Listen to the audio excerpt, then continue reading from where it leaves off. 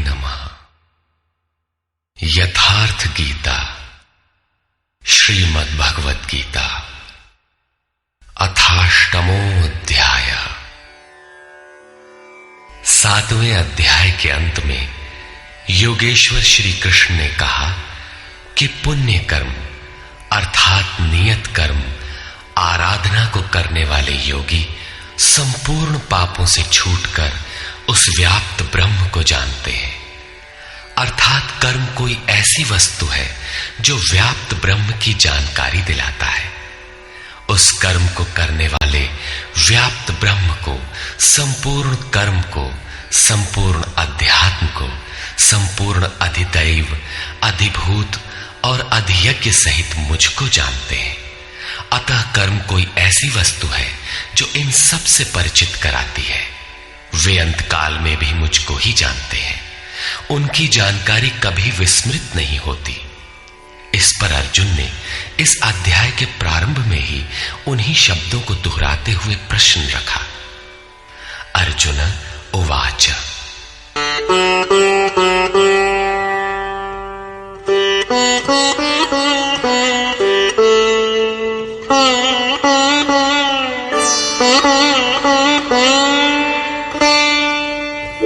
किं तद्ब्रह्म किमध्यात्मं किं कर्म पुरुषोत्तम अधिभूतं च किं प्रोक्तम् अधिदैवं किमुच्यते। हे पुरुषोत्तम, वो ब्रह्म क्या है, अध्यात्म क्या है, कर्म क्या है, अधिभूत तथा अधिदैव किसे कहा जाता है? अधियज्ञः कथं कोत्र देहेऽस्मिन् मधुसूदन प्रयाणकाले च कथं ज्ञेयोऽसि नियतात्मभिः। हे मधुसूदन, यहां अधियज्ञ कौन है और वह इस शरीर में कैसे है? सिद्ध है कि अधियज्ञ अर्थात यज्ञ का अधिष्ठाता कोई ऐसा पुरुष है जो मनुष्य शरीर के आधार वाला है। समाहित चित्त वाले पुरुषों द्वारा अंत समय में आप किस प्रकार जानने में आते हैं? इन 7 प्रश्नों का क्रम से निर्णय देने के लिए योगेश्वर श्री कृष्ण बोले। श्री भगवान उवाच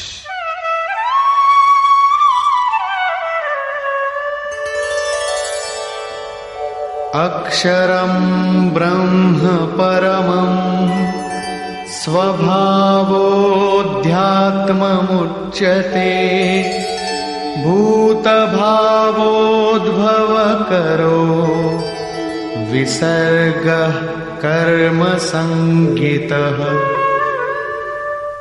अक्षरम ब्रह्म परमम, जो अक्षय है, जिसका क्षय नहीं होता, वही परम ब्रह्म है। स्वभावः अध्यात्मम उच्यते, स्वयं में स्थिर भाव ही अध्यात्म अर्थात आत्मा का आधिपत्य है। इससे पहले सभी माया के आधिपत्य में रहते हैं, किंतु जब स्वभाव अर्थात स्वरूप में स्थिर भाव अर्थात स्वयं में स्थिर भाव मिल जाता है तो आत्मा का ही आधिपत्य उसमें प्रवाहित हो जाता है। यही अध्यात्म है, अध्यात्म की पराकाष्ठा है। भूत भावोद्भव करा, भूतों के वे भाव जो कुछ न कुछ उद्भव करते हैं अर्थात प्राणियों के वे संकल्प जो भले अथवा बुरे संस्कारों की संरचना करते हैं, उनका विसर्ग अर्थात विसर्जन, उनका मिट जाना ही कर्म की पराकाष्ठा है। यही संपूर्ण कर्म है जिसके लिए योगेश्वर ने कहा था वो संपूर्ण कर्म को जानता है।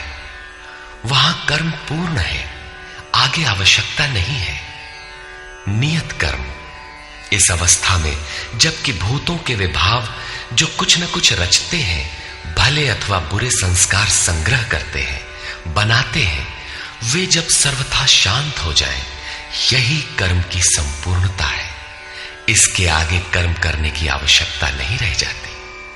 अतः कर्म कोई ऐसी वस्तु है जो भूतों के संपूर्ण संकल्पों को, जिनसे कुछ न कुछ संस्कार बनते हैं, उनका शमन कर देती है।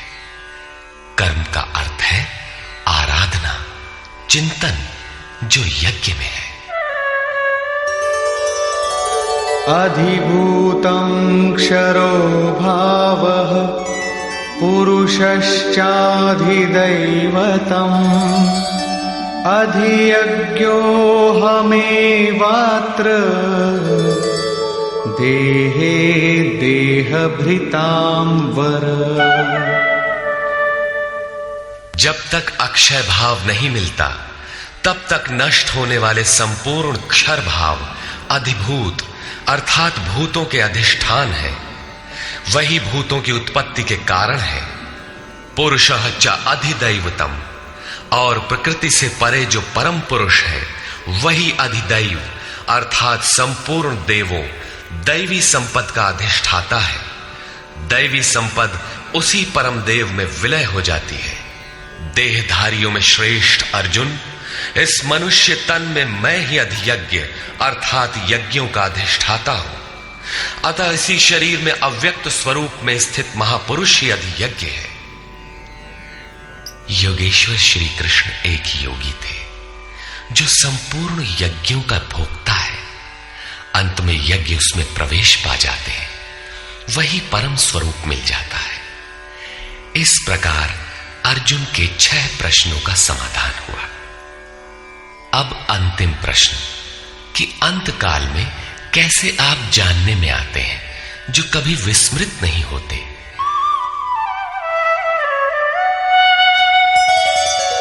अंतकाले च मामेव स्मरन् मुक्त्वा कलेवरम् यः प्रयाति समद्भावम् याति नास्त्यत्र संशयः।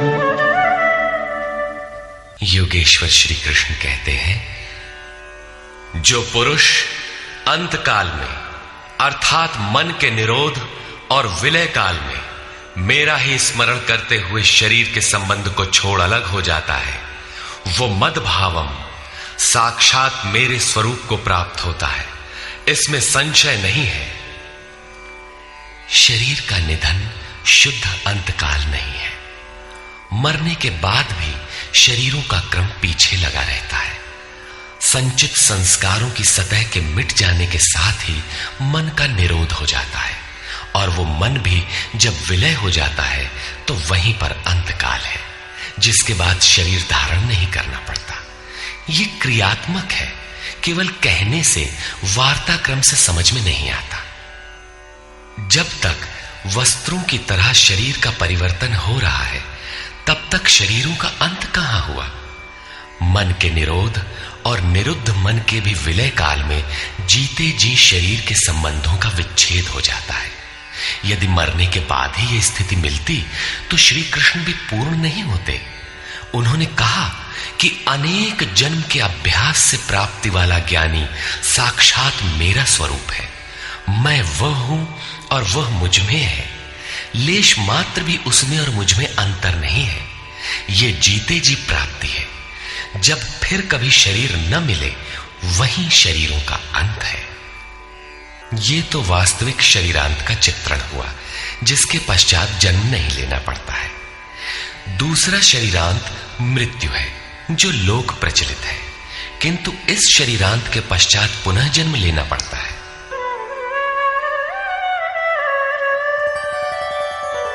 यम यम वापि स्मरन् भावम् त्यजत्यन्ते कलेवरम् तं तमेवैति कौन्तेय सदा तद्भाव भावितः।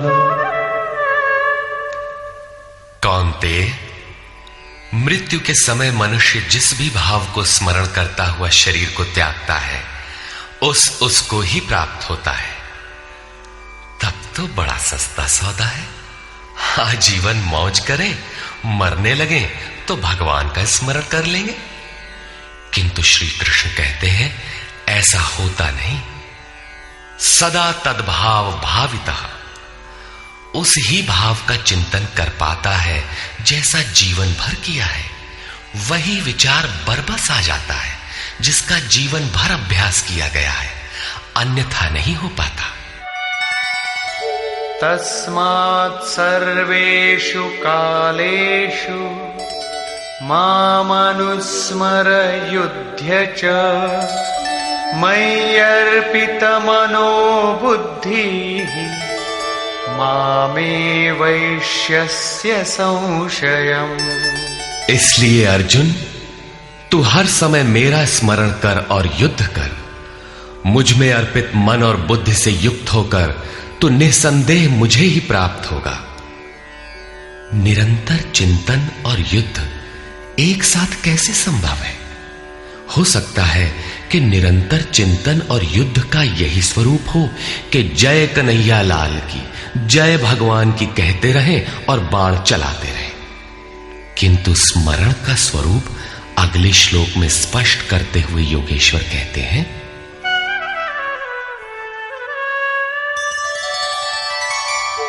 अभ्यास योग युक्तेन चेतसा नान्यगामिना परमं पुरुषं दिव्यं याति पार्थानुचिन्तयन्। हे पार्थ, उस स्मरण के लिए योग के अभ्यास से युक्त हुआ, अर्थात मेरा चिंतन और योग का अभ्यास पर्याय है। मेरे सिवाय दूसरी ओर न जाने वाले चित्त से निरंतर चिंतन करने वाला परम प्रकाश स्वरूप दिव्य पुरुष अर्थात परमात्मा को प्राप्त होता है। मान लीजिए कि ये पेंसिल भगवान है, तो इसके सिवाय अन्य किसी वस्तु का स्मरण नहीं आना चाहिए। इसके अगल बगल आपको पुस्तक दिखाई पड़ती है या अन्य कुछ भी, तो आपका स्मरण खंडित हो गया।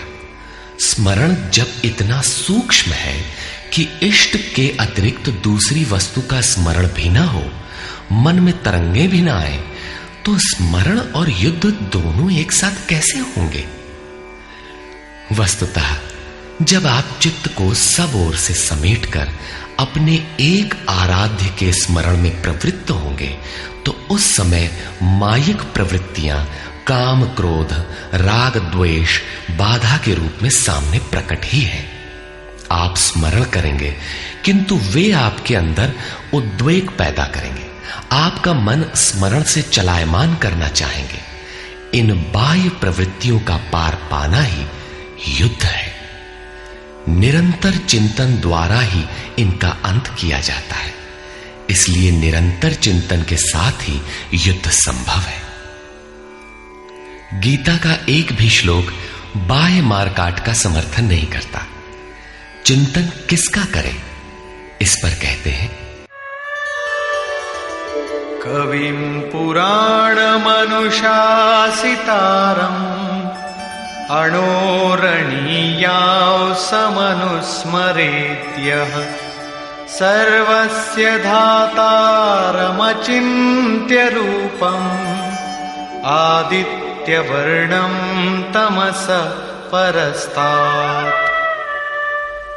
उस युद्ध के साथ वो पुरुष सर्वज्ञ, अनादि, सबके नियंता, सूक्ष्म से भी अति सूक्ष्म, सबके धारण पोषण करने वाले किंतु अचिंत्य, अर्थात जब तक चित्त और चित्त की लहर है तब तक वो दिखाई नहीं देता। चित्त के निरोध और विलय काल में ही जो विदित होता है, नित्य प्रकाश स्वरूप और अविद्या से परे उस परमात्मा का स्मरण करता है। पीछे बताया मेरा चिंतन करता है, यहां कहते हैं परमात्मा का। अतः उस परमात्मा के चिंतन अर्थात ध्यान का माध्यम तत्व स्थित महापुरुष है। इसी क्रम में प्रयाण काले मनसाचलेन भक्त्या युक्तो योग बलेन चैव भ्रुवोर्मध्ये प्राणमावेश्य सम्यक् सतं परं पुरुषमुपैति दिव्यम्।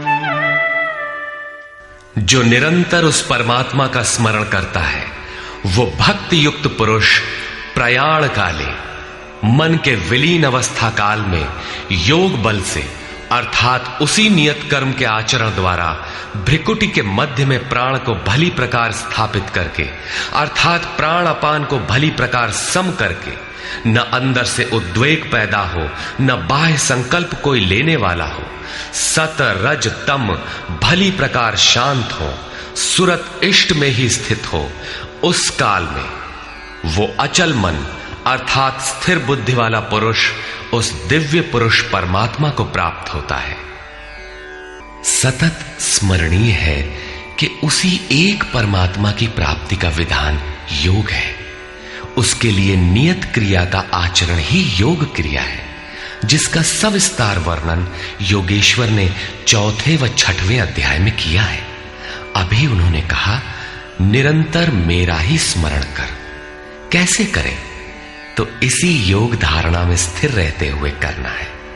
ऐसा करने वाला दिव्य पुरुष को ही प्राप्त होता है जो कभी विस्मृत नहीं होता। यहां इस प्रश्न का समाधान हुआ कि आप प्रयाण काल में किस प्रकार जानने में आते हैं।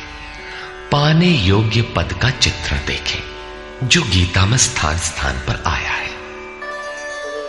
यदक्षरं वेदविदो वदन्ति विशन्ति यद्यतयो वीतरागाः यदिच्छन्तो ब्रह्मचर्यं चरन्ति तत्ते पदं संग्रहेण प्रवक्ष्ये। वेदविद अर्थात अविदित तत्व को प्रत्यक्ष जानने वाले लोग जिस परम पद को अक्षरम अक्षय कहते हैं, वीतराग महात्मा जिसमें प्रवेश के लिए यत्नशील रहते हैं, जिस परम पद को चाहने वाले ब्रह्मचर्य का पालन करते हैं। ब्रह्मचर्य का अर्थ जननेन्द्रिय मात्र का निरोध नहीं, बल्कि ब्रह्म आचरति सब ब्रह्मचारी, बाह्य स्पर्शों को मन से त्याग कर ब्रह्म का निरंतर चिंतन स्मरण ही ब्रह्मचर्य है। जो ब्रह्म का दर्शन करा उसी में स्थान दिला शांत हो जाता है। इस आचरण से इंद्रिय संयम ही नहीं बल्कि सकलेंद्रिय संयम स्वतः हो जाता है। इस प्रकार जो ब्रह्मचर्य का आचरण करते हैं, जो हृदय में संग्रह करने योग्य है, धारण करने योग्य है, उस पद को मैं तेरे लिए कहूंगा। वो पद है क्या? कैसे पाया जाता है? इस पर योगेश्वर श्री कृष्ण कहते हैं, सर्वद्वाराणि संयम्य मनोहृदि निरुध्य च मूर्ध्याधायात्मनः प्राणम् आस्थितो योगधारणा। सब इंद्रियों के दरवाजों को रोककर अर्थात वासनाओं से अलग रहकर मन को हृदय में स्थित करके ध्यान हृदय में ही धरा जाता है, बाहर नहीं। पूजा बाहर नहीं होती।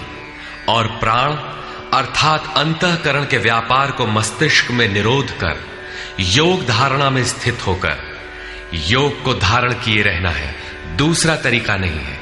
इस प्रकार स्थित होकर ओमित्येकाक्षरं ब्रह्म व्याहरन् मामनुस्मरन् यः प्रयाति त्यजन् देहं स याति परमां गतिम्।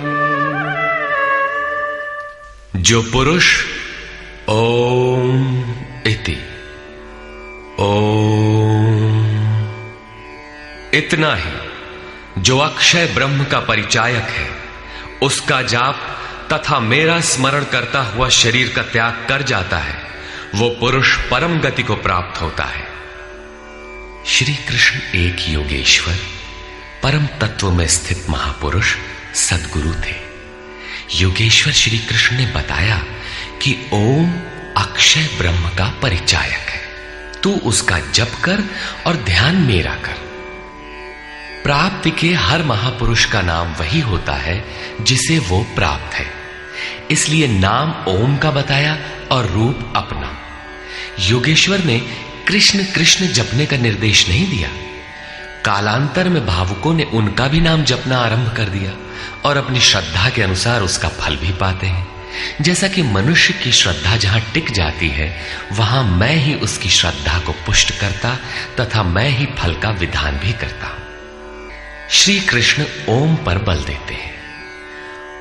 ओहम स ओम, अर्थात वो सत्ता मेरे भीतर है। ये ओम भी उस परम सत्ता का परिचय देकर शांत हो जाता है। वास्तव में उस प्रभु के अनंत नाम है, किंतु जप के लिए वही नाम सार्थक है जो छोटा हो, श्वास में ढल जाए और एक परमात्मा का ही बोध कराता हो। उससे भिन्न अनेक देवी देवताओं की अविवेकपूर्ण कल्पना में उलझाकर लक्ष्य से दृष्टि न हटा दे।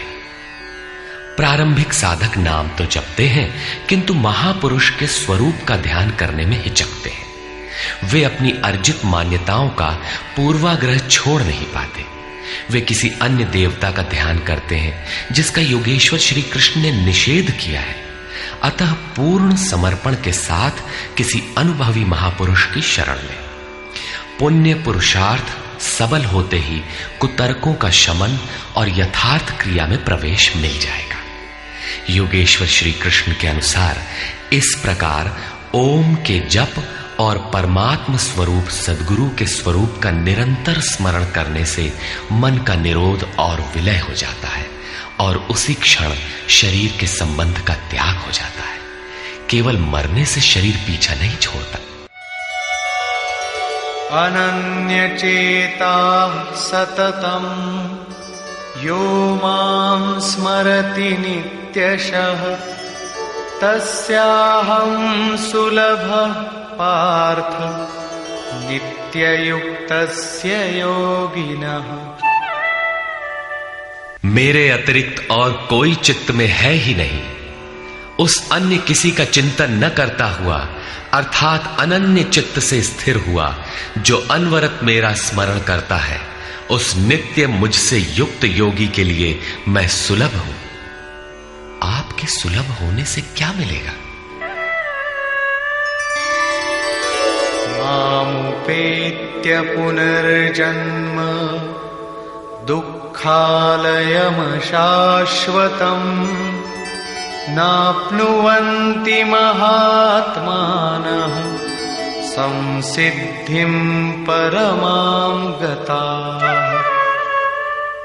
मुझे प्राप्त कर वे दुखों के स्थान स्वरूप क्षण भंगुर पुनर्जन्म को प्राप्त नहीं होते, बल्कि परम सिद्धि को प्राप्त होते हैं। अर्थात मुझे प्राप्त होना अथवा परम सिद्धि को प्राप्त होना एक ही बात है। केवल भगवान ही ऐसे हैं जिन्हें पाकर उस पुरुष का पुनर्जन्म नहीं होता। फिर पुनर्जन्म की सीमा कहां तक है?